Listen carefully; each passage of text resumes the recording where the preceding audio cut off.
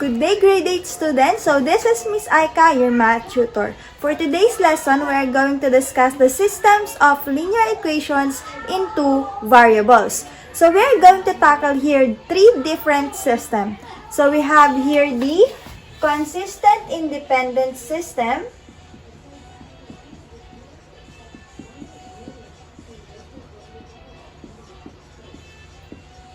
so we have the consistent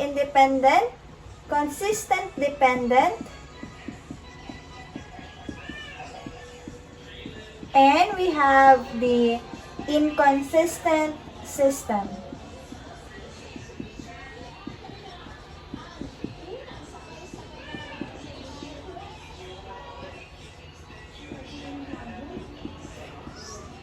So, para saan yung consistent at saka yung inconsistent? When we say consistent, meron siyang solution. So, it will show solution. While inconsistent does have no solution. Then, meron din tayong tinatawag na independent and dependent system. Kapag tinawag na independent system, it has only one solution. While kapag siya naman ay dependent system, it has an infinite solution. Okay, so let me show you some examples. Okay, so let us first discuss the consistent system. So, dun muna tayo sa independent one. So, when we say the consistent independent system, the solution of that is only one. So, it has only one solution. Then, the illustration of its graph is an intersecting line. So, kapag intersecting line, ibig sabihin, may tatamaan silang iisang point. Meron silang intersection point or the point of intersection. Then, we have there the slopes. Their slopes are unequal or not equal. Ibig sabihin, hindi magkaparehas. Then, their y-intercepts are also not equal. So, wala sa kanilang dalawa sa slope and y-intercept ang magkaparehas dun sa ating given two equations. For example, we have here 3x minus y is equal to 6 and 4x plus y is equal to 2. So, when we say systems of linear equation, ibig sabihin, meron tayong two or more graphs na nagwo-work together. So, meron tayong two linear equations dito. So, i-graph lang natin siya sa iisang plane. Para mas madali siyang i-graph, gamitin na lang natin yung slope at saka yung intercept. So, kailangan nating i-rewrite sa standard form into slope-intercept form. So, balikan nyo yung naging past lessons natin. So, we have here negative y is equal to negative 3x plus 6. So, nag-transpose tayo para maiwan si y sa left side. Then, change all the sign. We have y is equal to 3x minus 6. Basta, hindi pwedeng maging negative si y kapag naka-slope-intercept form. Then, we have here y is equal to negative 4x plus 2. So, with this, makukuha na natin yung slope at saka yung y-intercept nila. So, for the first equation, the slope is 3 and the y-intercept is negative 6. For the second equation, we have the slope negative 4 and the y-intercept positive 2. So, gamit yan, pwede na natin siyang i-plot or i-graph. So, gamit tayo ng dalawang magkaibang kulay para mas madali nyo makita. For the first equation, 3x minus y is equal to 6, we will use blue. Then, for the second equation, we are going to use violet. So, we have, dun muna tayo sa y-intercept. So, y-intercept, that is 0b. So, the value of b is negative 6. Therefore, we are going to find the point 0, negative 6. So, this is 0, negative 6. Then, after that, we're going to use the slope. So, remember, sa slope, meron tayong rise over run. So, kapag siya ay whole number, automatically, the run is 1. That will become 3 over 1. So, the rise is 3. So, step tayo pataas ng 3 times. 3 steps. 1, 2, 3. So, titigil tayo kay negative 3. At dahil may run tayo na 1, so, pupunta siya sa positive 1. So, this will be the other point. We have positive 1, negative 3. So, yan yung magiging itsura ng ating first line, ng ating first equation. Okay, so sorry, hindi siya masyadong diretso, tumabingi. Okay, so for the next equation, so this is the graph of y is equal to 3x minus 6 or the 3x minus y is equal to 6. So for the second equation, we have the y-intercept 0, 2. So let us find the point 0, 2. So this is the point 0, 2. And then, we have the slope negative 4. So that means 4 rise, then 1 run. So we have 1, 2, 3, 4. So we stop at 6. Wait. So, tumigil tayo sa 6, tapos magra-run tayo ng negative 1 because that will become,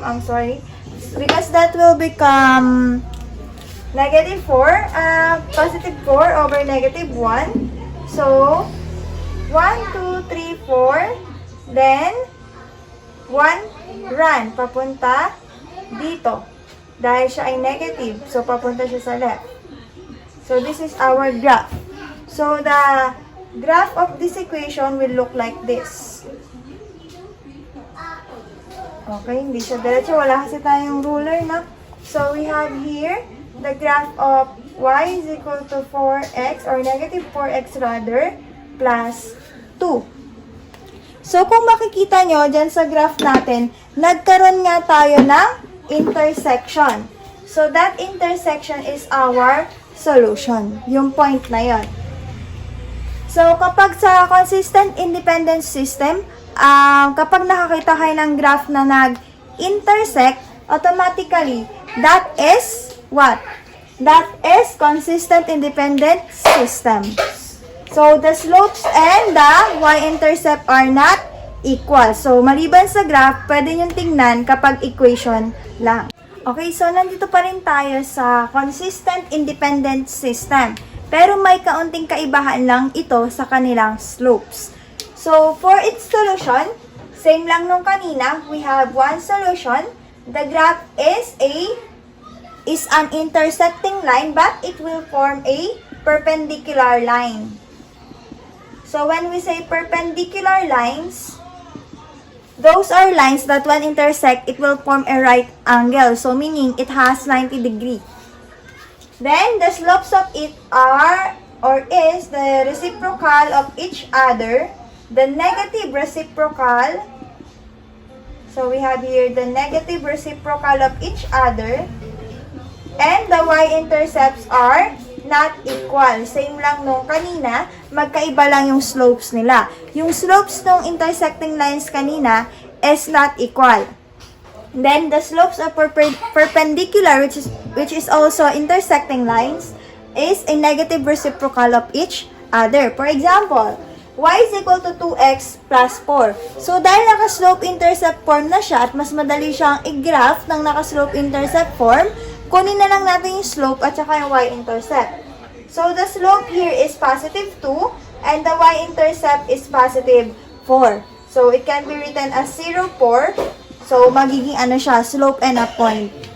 Then, we have the slope negative 1/2 sa second equation, which is y is equal to negative 1/2 x plus 3. And the y-intercept there is positive 3, which is written as 0, 3. So, kung mapapansin nyo, the reciprocal of positive 2 is positive 1/2. Pero, sila ay negative reciprocal. So, kaya siya naging negative 1/2. When we say reciprocal, it interchange the position of the numerator and the denominator. So, if you have positive 3, so whole number siya, automatically it can be also written as 3 over 1. So, the reciprocal of 3 over 1 is 1/3. At dahil sinabi natin ng negative reciprocal, it will become negative 1/3. So, yun yung sa slope ng ating perpendicular line. So, tingnan natin kung perpendicular nga yung kakalabasan ng graph natin. So, for the first equation, we have 0, 4 as the y-intercept or the first point. So, we have here 0, 4. Ayan siya, nasa y-axis. Then, we have positive 2. So, ibig sabihin, meron tayong 2 rise, then 1 run. So, akit tayo ng dalawa, 1, 2, then mag-run tayo papunta sa right ng 1. Dahil siya ay positive 1. So, the second point is positive 1, positive 6. So, yan yung magiging itsura ng ating first linear equation. Yung first graph ng linear equation. So, that is y is equal to 2x plus 4. Okay, so for the second equation, we have there negative 1 half x plus 3. So, the y-intercept is 0, 3. So, ito si 0, 3, positive 0 and 3. Then, ang ating slope ay negative 1 half, meaning meron tayong 1 rise, then 2 run papunta sa left kasi negative siya. So, 1 rise, it will become, so nandito siya sa 4. Then, 2 steps papunta sa left dahil negative, we have 1, 2. So, the second point for the second equation is negative 2, positive 4. So, mag-line lang tayo. Yan, lumampas na tayo.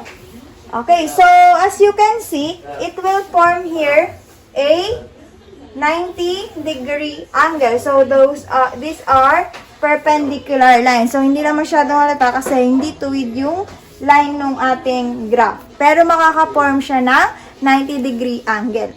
So tandaan niyo sa consistent independent system, parehong intersecting lines yung mapo-form niya. Yung isa, it will form a perpendicular line, pero yung isa, hindi siya perpendicular. So, tatandaan lang, basta consistent independent system, it will form, or the graph of it is an intersecting lines with one solution. Okay, so for the next system, we have this so-called consistent dependent system.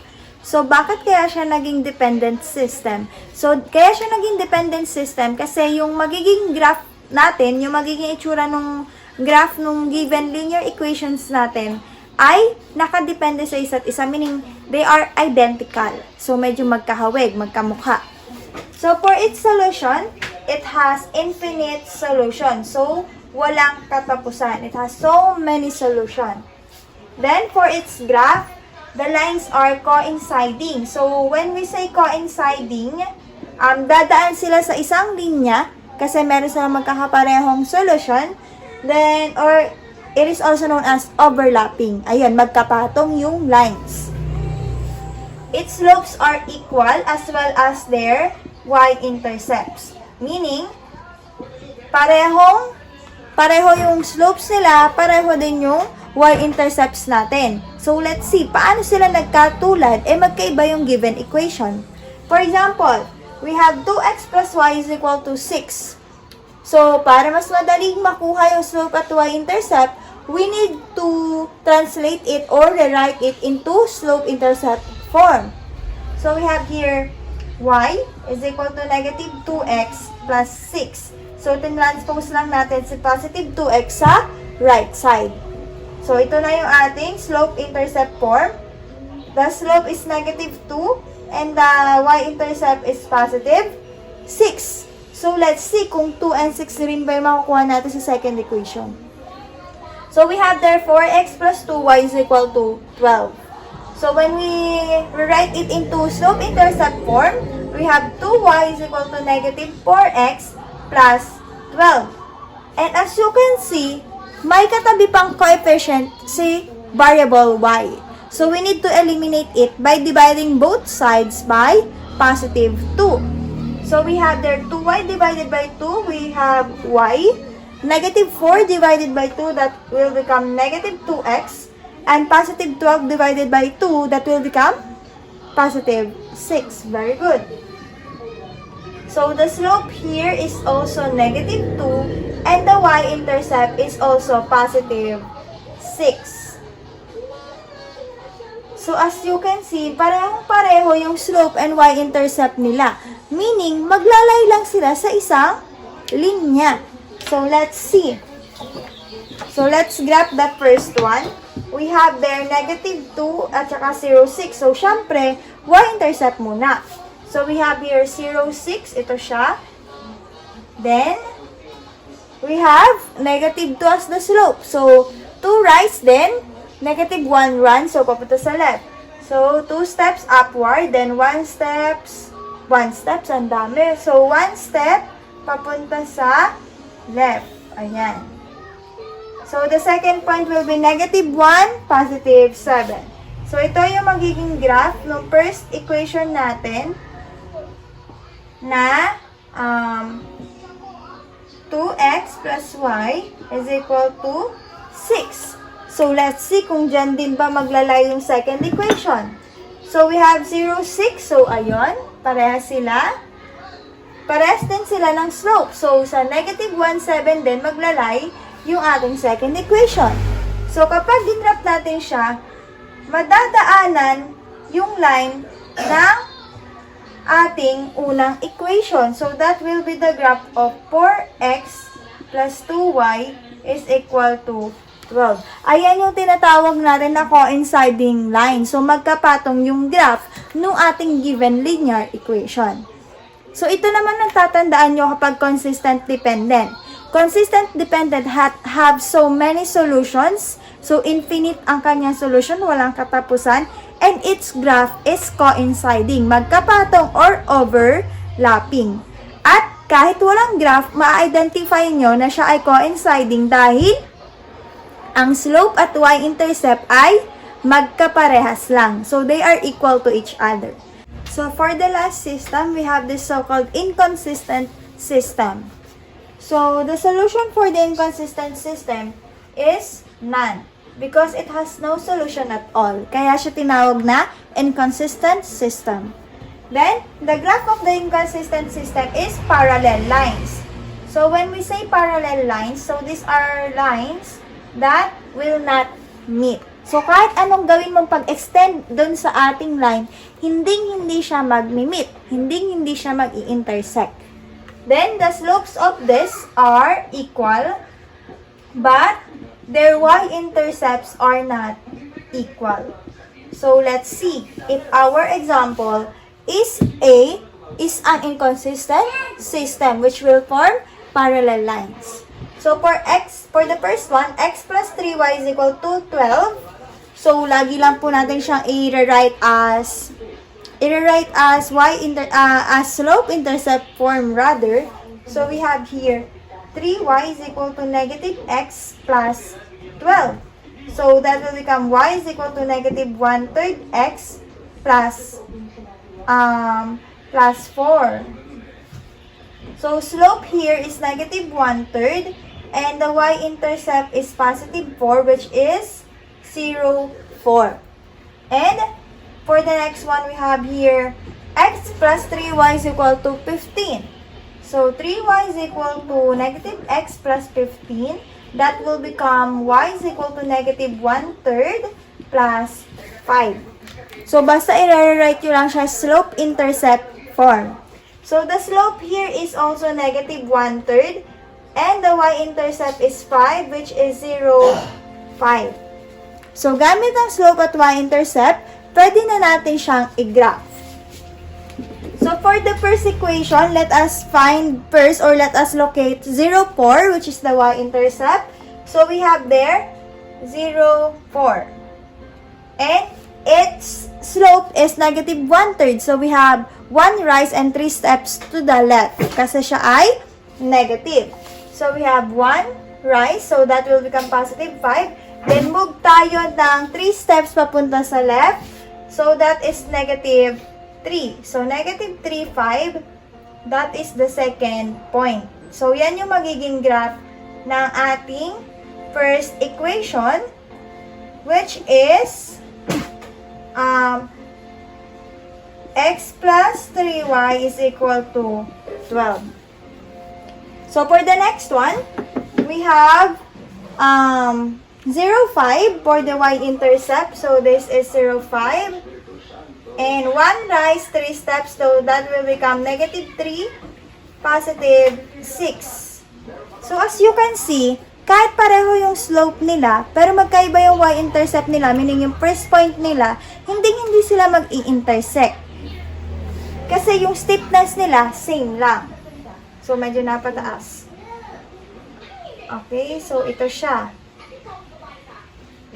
So, hindi mag-i-intersect yung point natin kahit anong extend yung gawin natin. So, dito, mukha siya mag-i-intersect kasi hindi naman pantay yung line natin.